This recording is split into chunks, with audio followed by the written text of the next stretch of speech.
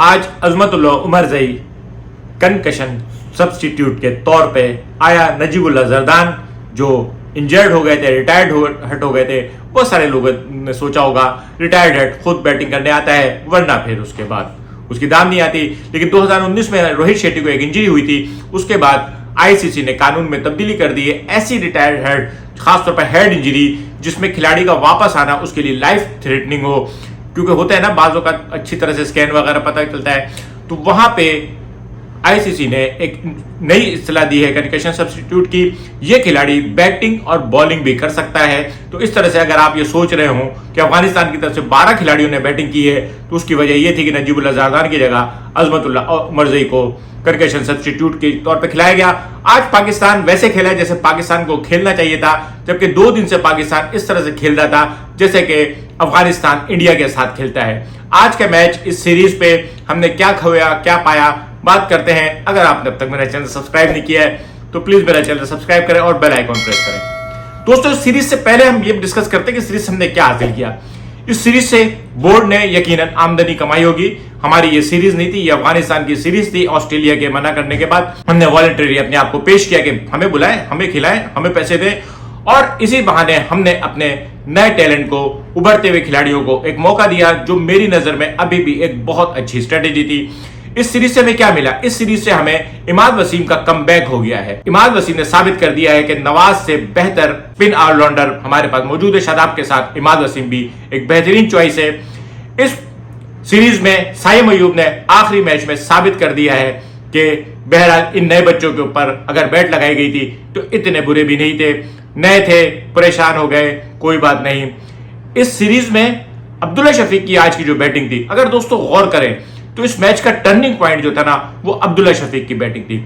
अब्दुल्ला शफीक ने आज पहली बार पाकिस्तान की तरफ से पॉजिटिव क्रिकेट खेलनी शुरू की, ग्राउंड में शॉटें लगाई, और अफगानिस्तान के बॉलर्स को पहली बार हीट फील हुई कि कोई बैट्समैन उनके सामने खड़ा हुआ है। और उसके बाद तो फिर चाचा इफ्ती तो छोड़ते नहीं है। आज ओवरऑल बैटिंग बहुत अच्छी रही। पाकिस्तान ने एक बहुत अच्छा स्कोर जोड़ दिया, 182 का। 160 प्लस का स्कोर जो है वो पाकिस्तान के लिए हमेशा विनिंग टारगेट होता है। बड़ी से बड़ी टीम भी हमारे सामने 160 का टारगेट चेस करने में परेशान रहती है। लेकिन प्रॉब्लम ये थी कि नई बैटिंग के साथ साथ बॉलिंग भी नहीं थी। आज वसीम जूनियर को चांस दिया था, नसीम शाह की जगह अच्छा था। आजम खान को ड्रॉप किया गया और उसकी जगह इफ्तिखार चाचा है। इफ्तिखार ने बेहतरीन बैटिंग की। इफ्तिखार ने वही किया कि उसने साबित जो इन नए लड़कों को करना चाहिए था। जैसे उसको मौका मिला उसने कहा नहीं भाई नहीं, पुराने पे नहीं। उसने कहा नहीं भाई नहीं, नए यंगस्टर नहीं, अभी हम ही क्रिकेट खेलेंगे। चाचा इफ्तिखार ने फौरन उस चांस को ग्रैब किया। हारिस बहुत बुरी तरह से एक्सपोज हुआ, लेकिन बहरहाल आज वो विकेट कीपर था। हारिस की कीपिंग बेहतर है, आजम की बैटिंग बेहतर है। इनमें से किसी खिलाड़ी के लिए क्रिकेट बंद नहीं हुई है। इनमें से कोई भी चीज जो है ना हर्फ आखिर नहीं है। एक अच्छा टैलेंट था, सबको चांस मिला, नहीं चल सके, लेकिन आज जिस तरह से जीते हैं तो अब इन्हीं खिलाड़ियों पे तनकीद करने वाले क्या कहेंगे। आज हमने अफगानिस्तान को इस तरह से हराया है जिस तरह से पाकिस्तान की टीम को, अफगानिस्तान की टीम को हराना चाहिए था। तकरीबन 70 रन के मार्जिन से हराया है। और उसकी भी वजह यह थी कि एंड में अब्दुल्ला उमरज़ई एक बैट्समैन है, उसको आके चांस मिला और उसने काफी खेचा, वरना ये अफगानिस्तान तो 100 के अंदर बुक हो गया था। साइम के साथ मुझे बड़ा अफसोस हुआ।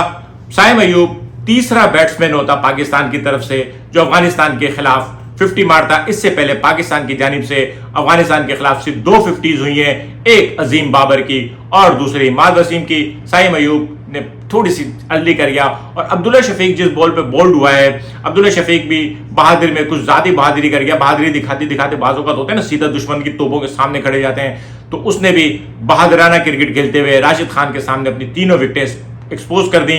राशिद खान इस वक्त अपने पीक पर है। तकरीबन 5 या 6 मैच हो गए, राशिद खान को बाउंड्री नहीं लगी है। ऐसे बॉलर के सामने इस तरह से खेलना, कभी कभी किसी बॉलर को रेस्पेक्ट दे देनी चाहिए अगर वो बहुत अच्छी फॉर्म में हो, और उसके विकेट देने के बजाय बाकी किसी दूसरी बॉलर्स पे अटैक कर लिया जाए। ये अच्छी प्लानिंग है। हमने मुरलीधरन और शेन वॉर्न के खिलाफ हमेशा यही स्ट्रेटेजी अपनाई है, और जब कभी भी उनको विकेटें दी है हमारा रिजल्ट बहुत बुरा रहा। ओवरऑल आज का मैच जैसा होना चाहिए था, जो कुछ आप देखना चाहते थे वही सब कुछ मिला। खुशी की बात यह है कि उन्हीं बच्चों ने उन्हीं सब ने जो नाकाम हुए थे, उन्हीं सब ने एक मैच में 2 मैचों के बराबर की विक्ट्री हासिल की है। इस मैच में इन्होंने रन भी डबल किए और अफगानिस्तान को अपने रन से हाफ रन में हराया है। अगेन पाकिस्तान अपने पीक पे नजर आया। अफसोस, और फिर आज बहुत दिनों बाद हमारी टीम जिस काम के लिए मशहूर है वो है सामने वाली टीम को ऑल आउट करना। एहसानुल्लाह इस पूरी सीरीज में अगर किसी खिलाड़ी ने साबित किया है कि पीएसएल का टैलेंट खरा सोना है तो एहसानुल्लाह है। एहसानुल्लाह ने आज जो बॉलिंग की है, लीथल अटैकिंग, क्या शानदार बॉलिंग थी।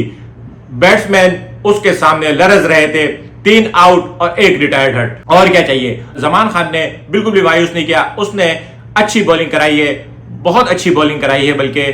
और अगर इस सीरीज में जो भी यंग टैलेंट के ऊपर एतराज हुआ वो सारा के सारा बैट्समैन पे हुआ।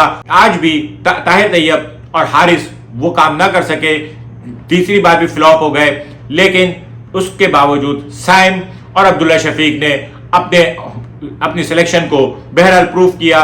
उसी अफगानिस्तान को जिसके सामने हमारी बैटिंग नहीं चल रही थी, उसके सामने आज उन्होंने डेयरिंग बैटिंग की और उसका उनको रिजल्ट मिला। बाकी रहेगी बात तनकीद करने वालों की। दोस्तों, तनकीद करना बहुत आसान है, लेकिन तनकीद के साथ मशवरा देना बहुत अच्छा होता है।